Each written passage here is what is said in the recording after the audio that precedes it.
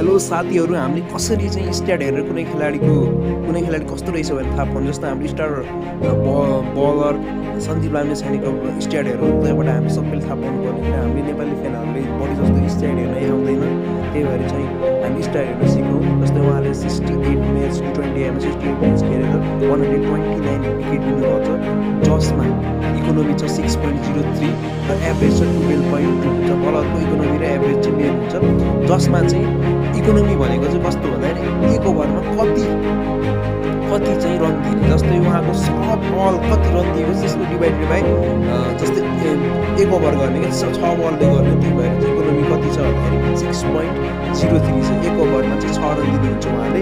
Average भनेको चाहिँ 12.2, यानि कि कति रन दिँदाखेरि चाहिँ 1 विकेट लगाउनुहुन्छ। 12.2 रन दिँदाखेरि चाहिँ उहाँले 1 विकेट लिनुहुन्छ। त्यसरी चाहिँ यो चाहिँ T20 मा एकदमै राम्रो हो।